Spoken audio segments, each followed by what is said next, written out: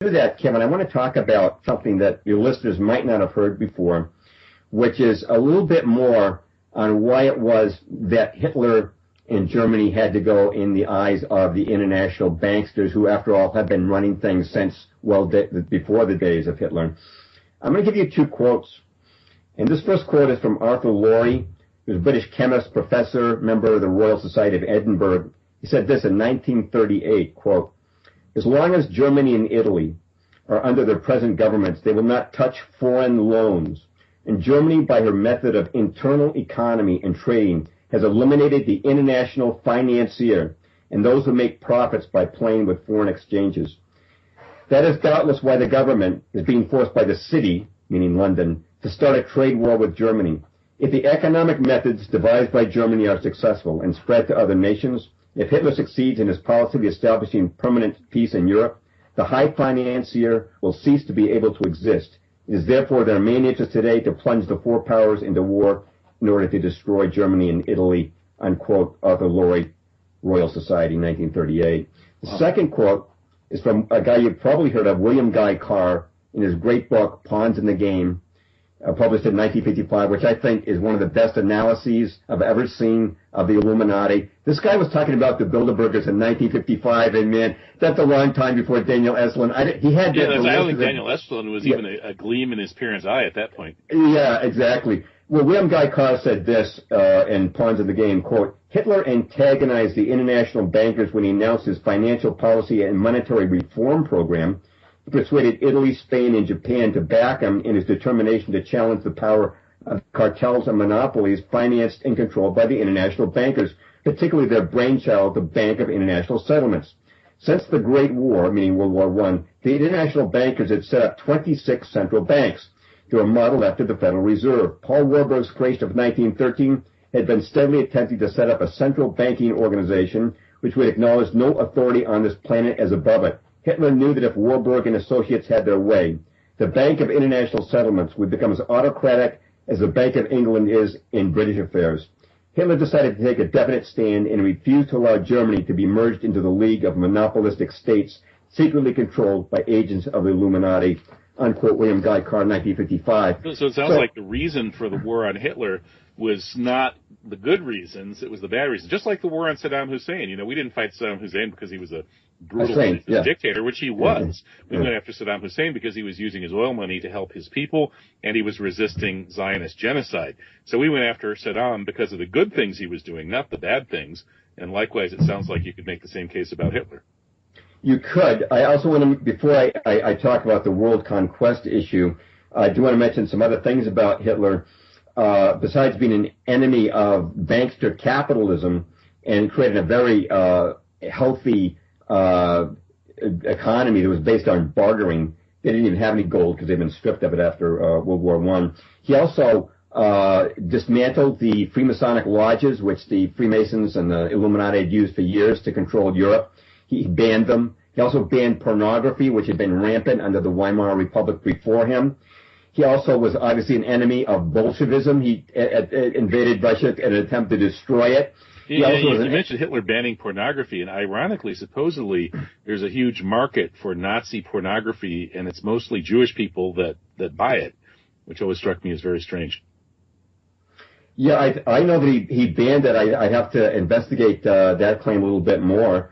But just to complete the thought, he was also, obviously, he and the Germans and Japanese were enemies of world government. They would not be absorbed into a world government because of their fierce nationalism. And obviously, Hitler was also an enemy of the Zionists. And if I told you today that there was a national leader who was the enemy of banksters, pornography, Freemasonry, Bolshevism, world government, and Zionism, you'd probably think that probably sounds like a pretty good guy. So that's pretty much what Merlin Miller is going to come on and advocate in the second hour. and he's about as far from the popular image of Hitler as a demonic, evil, racist dictator as anybody. Merlin is a very sweet guy who actually cares about his country and people, a compassionate fellow. So maybe he could put a new face on some of those policies, shave the mustache off them. Exactly, and I'm not trying to idealize the society. I find its eugenics policies repugnant, and they built a whole cult of personality around Hitler, which I think is dangerous for any country to do. But let's take a look at the claim that Germany wanted to conquer the world. We've already looked at Japan in that context. I want to point out something that might surprise some of the listeners, which is that no document has ever been found in any German archive indicating that Germany had a plan to conquer the world. Hitler never stated publicly or privately that he wanted to conquer the world, nor did any German general or statesman at any time state that they wanted to conquer the world. Well, but they wanted a lot of Lebensraum, didn't they? I think that the invasion of, I'm going to talk about the invasion of Russia in a minute and why that took place, but they don't seem to need any Lebensraum today. I don't think they needed it then. Germany, as far as conquering the world goes, it was the size of Oregon and Washington. Japan was about the size of Montana. And the idea that they could, conquer Britain and occupy it, and then conquer Russia and occupy it, and then have enough left over to come over and conquer and occupy North and South America is ludicrous. For one thing, Kevin, in order to make a land invasion of the United States, to make an attack, you would need air support. That would be essential. The German Navy never had a single aircraft carrier. And I'll just quote Charles Lindbergh on this. He said this for the America First Committee. He said, quote, "Let us not be confused by this talk of invasion. Great armies must still cross oceans by ship. No foreign navy will dare approach within bombing range of our coast," unquote, Charles Lindbergh. What he's pointing out here, the German Navy, they had no aircraft carriers. If they tried to invade us, their transport ships would have certainly been bombed to smithereens by our land-based air force. No way they could have done it. And there is not a single shred of evidence that they had a plan of world conquest. Now, in response to this, what some people would say was, well, we don't need documentation. The documentation they have, of course, is just Humphrey Bogart movies and Indiana Jones movies and speeches by Roosevelt. That's their documentation. There is no documentation in Germany. In fact, let me just mention, I had a friend who's passed away. He was a German officer, and during the Battle of the Bulge, he was assigned to command a detachment leading American prisoners behind the lines, and they spent the night in the barn of a French farmhouse, and they found some schnapps and offered it to their American prisoners, and they were sharing this schnapps. And the Germans, one of them spoke pretty good English, and he said, we have a question we've always wanted to ask to Americans. And Max said, oh, what is it? And they said, well, what are you doing over here in Europe? And so one of the Americans said, well, see, we have to stop you Germans from conquering the world. Well, my friend Hans and his friends just looked at each other and laughed because nobody in Germany ever heard of that idea before. That idea did not exist in Germany, so I'm going to stress that. Right, but let's, give up the myth for a second. Let's talk about the geopolitics. Isn't it true, though, that Germany, had it succeeded in incorporating all of the German-speaking regions, which was its kind of minimal aim, and then if it went and pursued some more Lebensraum and subjugated the Slavs, it would have become the fulcrum of Eurasia. It would have organized a whole system around it, and that system would have been probably the most powerful power on Earth. That is possible, but I want to just take this idea of world conquest and look at it, these invasions, from a different perspective than the Lebensraum you're talking about. I don't think that was the primary motivation for what they were doing. Now, if you ask the average person, they will say, well, we don't need documents in the German archives because the German actions speak for themselves. First, they attacked the Rhineland. They occupied the Rhineland. Then they had the Anschluss with Austria. And then they took back Czechoslovakia's Sudetenland.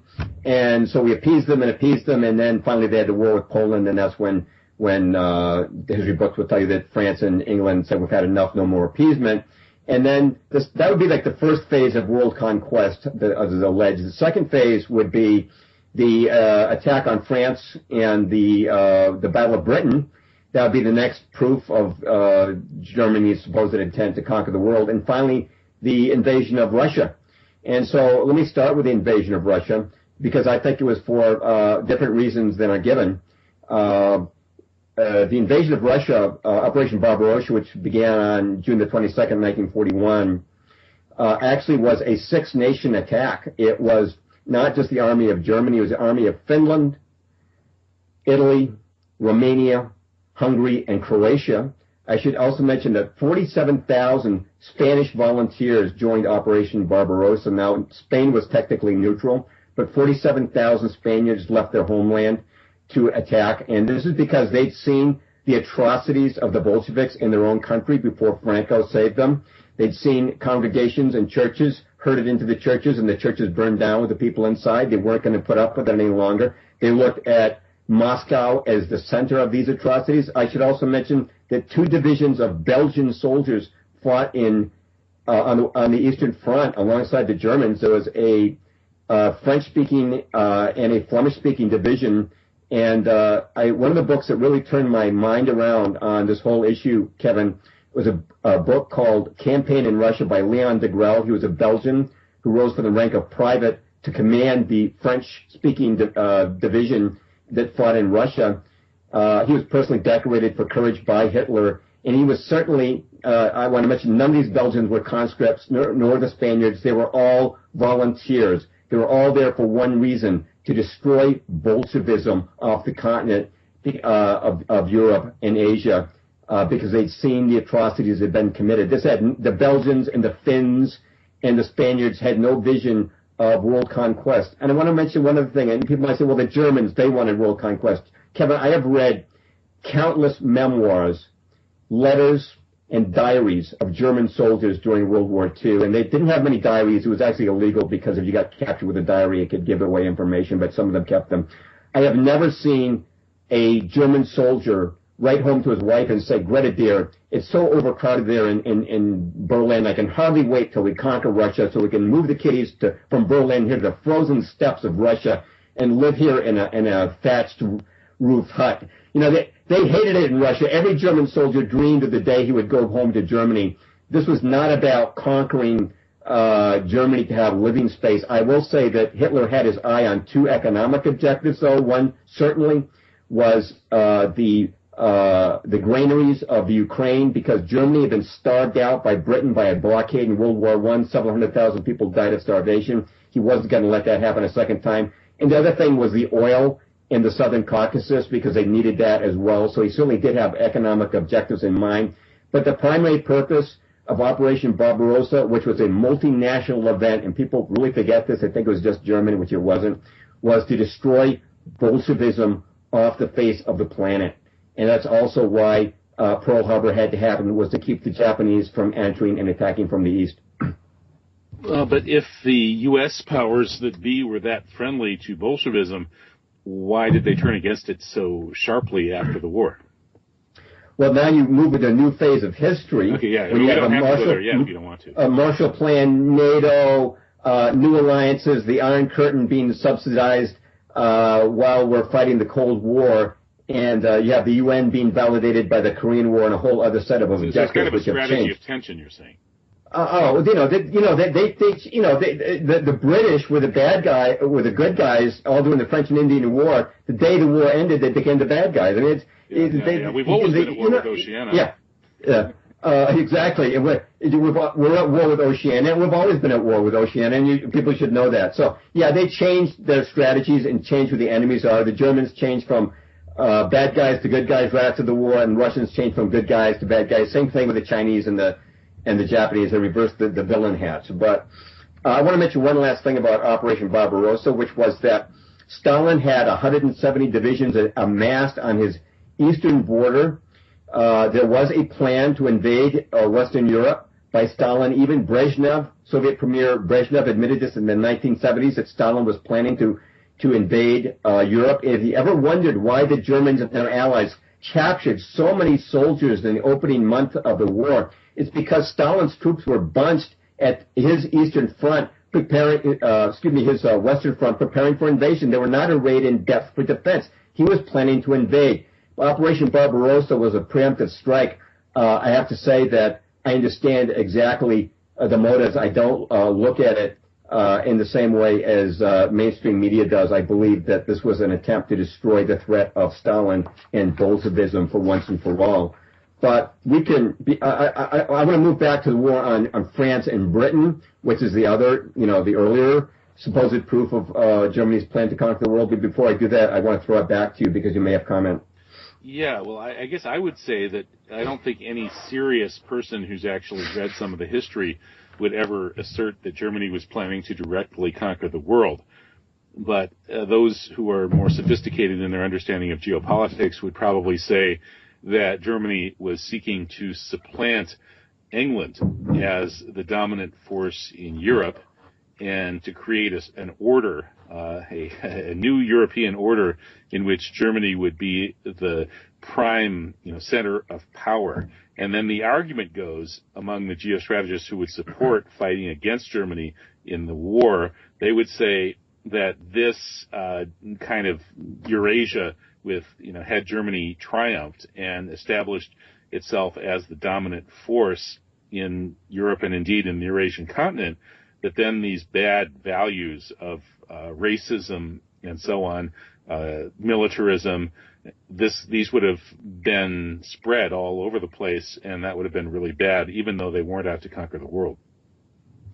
Yeah, I don't think those values, which could be challenged, would be any worse than communism and the Iron Curtain, and the outcome that we did get, which besides the engulfment of the Balkans and all of the Asian mainland, we got the Vietnam War and the Korean War out of our interventions. If we'd let Japan and Germany take care of business with Stalin, I think it would have been quite different. I know you had Joshua Blakeney on. I'm familiar with his new book, which contains documents that were censored. Most people don't know that the American occupation forces destroyed 7,000 different documents and books, and I mean not copies, but 7,000 different books and documents explaining Japan's strategy. And in Joshua's book makes it very plain that Japan envisioned that if they didn't intervene, that communism would engulf Asia.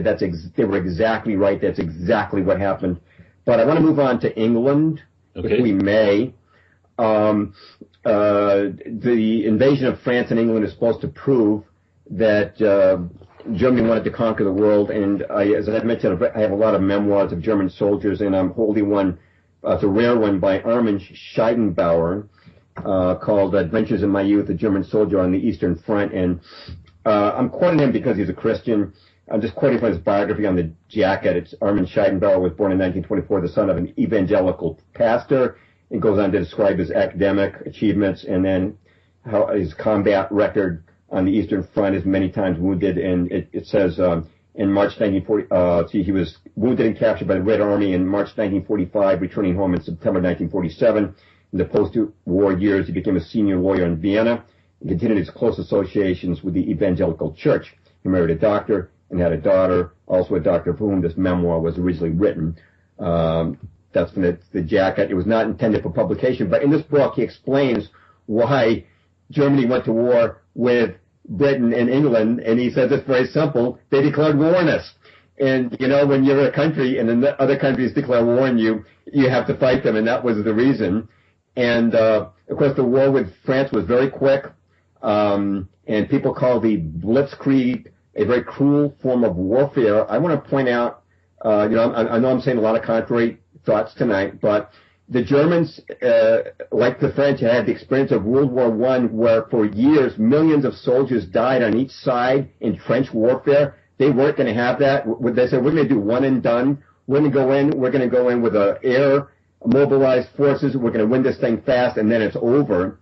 And the other thing I want to mention about that, there's, of course, great talk about Dunkirk, and there's controversy about it, but I do want to mention that there's plenty of evidence that the Germans allowed the British to leave at Dunkirk. I'm not diminishing the valor of the men who committed small craft and brought those troops over.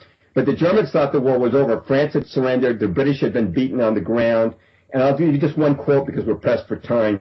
This is from General Gunther Blumentritt on visiting Hitler's headquarters. Quote, "He then astonished us by speaking of his admiration of the British Empire, of the necessity for its existence, and of the civilization that Britain had brought to the world.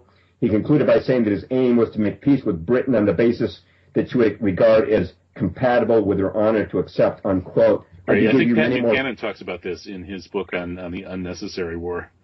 Yes, it's called Churchill, Hitler, and the Unnecessary War. And I want to mention that as far as the alleged, supposed plan to invade Britain goes, there were 3.8 million German troops in France at the time the armistice was signed in 1940. Immediately, they demobilized 3.3 million and withdrew them to France, leaving behind an occupation force of 500,000 men. They obviously were not planning to invade Britain. And Pat Buchanan, you mentioned him in his book, Churchill, Hitler, and the Necessary War. He points out that Hitler never built any landing barges or troop ships or tank ferries. If he was planning to invade Britain, he would have done so. There was on paper something called Operation Sea Lion. That was a bluff. He never looked at the plans. And there was a rule in German headquarters that if Hitler didn't look at plans, he had no intention of carrying out. It was a bluff, basically not only to get Churchill to end the war, but also to distract Stalin, and while he was moving his troops to the Eastern Front to fight that, what I consider a preemptive war against the Soviet Union. But Churchill certainly knew from the decoders at Bletchley Park that the Germans had no intention of invading his country. So the question is, after France surrendered, why did this war continue? And your average person will say it's because Germany wanted to invade and conquer Britain. Everybody knows that. I would disagree. Buchanan argues the British could have just easily had a peace treaty. Yes. At all of these points, even before that, they could have had a peace treaty and just basically let the Germans absorb all the German-speaking regions that they'd taken back, and the Germans would have been happy to just stay there. But who knows? Kevin, I want to mention that the reason that the war did not end, the Germans made, believe it or not, more than 20 peace offers to Britain. I was aware of about 8 of them until I read an excellent book recently published by Dana Spangolas called The Ruling Elite, Volume 3, and she documented there were 20 peace offers. I'm going to discuss the most important one. But they offered peace through every neutral country, the United States, Turkey, Spain, Switzerland, Sweden. They were constantly offering peace, and on terms favorable to Britain. They didn't want any colonies. They didn't want the British Navy. They just wanted to end this war. And the reason it continued was because Churchill, who was under the control of the Zionist banksters, insisted on continuing it. And there's the story, of course, of the London Blitz, and we've all heard the stories of the brave Londoners facing the German bombs. So who bombed who first? I'm going to give you some quotes from the British on this, okay? The first is from J.M. Spate, Principal Secretary to the RAF. Quote, Hitler only undertook the bombing of British civilian targets reluctantly 3 months after the RAF had commenced bombing German civilian targets. Hitler would have been willing at any time to stop the slaughter. Hitler was genuinely anxious to reach with Britain an agreement confining the action of aircraft to battle zones, unquote, J.M. Spate.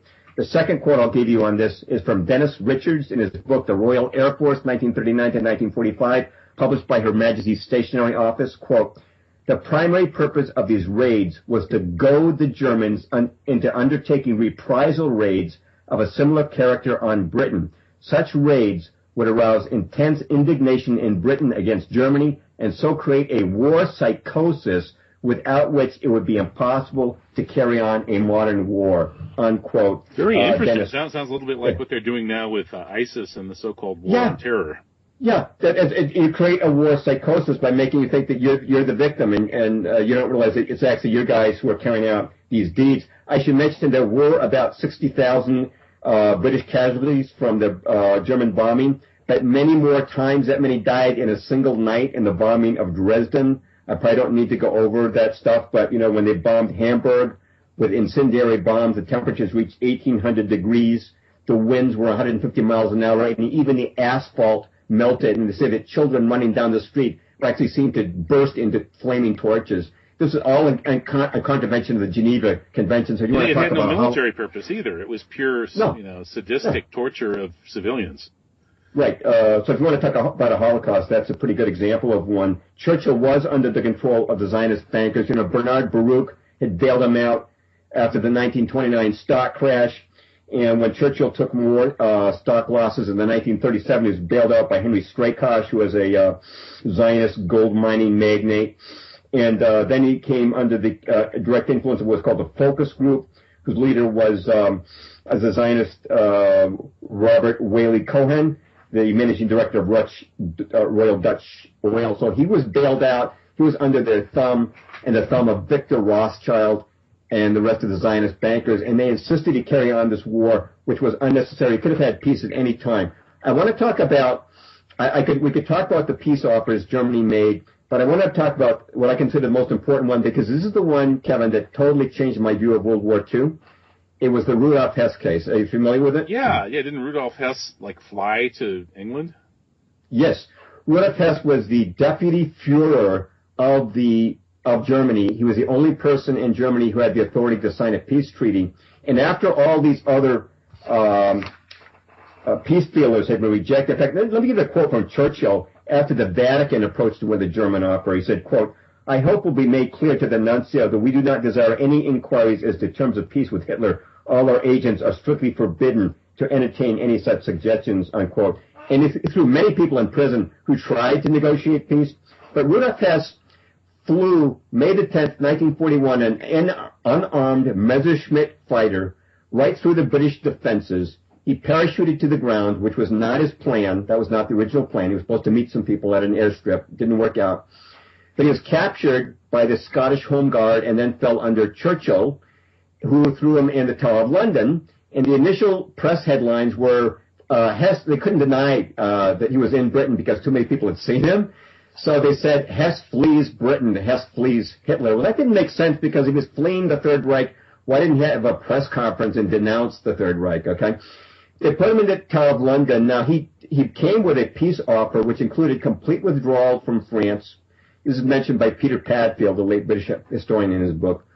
It was complete withdrawal from France, negotiate the future of Poland, end the war completely. The timing is not coincidental. The date of Hess's flight was May the 10th, 1941. What happened 1 month later? June the 22nd, 1941, Operation Barbarossa. Germany did not want a two-front war. They were desperate to end this war with Germany and with England, and that's why the deputy Führer himself, Rudolf Hess, flew there. But what happened was the local Scottish newspapers got wind of the fact that Hess said he came to offer peace. This made a press release across the Atlantic, was picked up by American Mercury magazine, was seen by some American congressmen who started inquiring of Roosevelt, and now Roosevelt and Churchill had a great big problem, so they changed their story. And Churchill's new story became, Hess is a madman. He's a lunatic, and he was advised by his press baron, Lord Beaverbrook, to start sending psychiatrists to see Hess. And one of the psychiatrists they sent to see him was none other than the man who developed MK Ultra.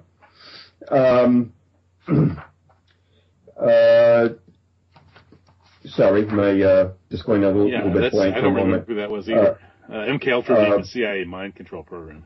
Right, but that was one of the psychiatrists who they sent to see him. Sorry, it's Donald Cameron. I'm sorry, Donald Cameron. Really, Dr. Cameron? Yeah. Okay. Yeah. So he's famous for having destroyed a lot of people's brains in those Canadian experiments, right? And you can be sure that's what he was doing to Hess's brain, because they wanted him to look crazy by the time he got to Nuremberg. Now, this story gets very, very interesting. In 1947, at the Nuremberg trials, the Russian and English judges asked for death for Rudolf Hess, but the American and French judges said, we don't see this guy has done anything deserving of death. We'll favor a life sentence. And at Nuremberg, you had to have 3 out of 4 judges to give you a death sentence. So he went to Spandau prison with many other sentencees from Nuremberg.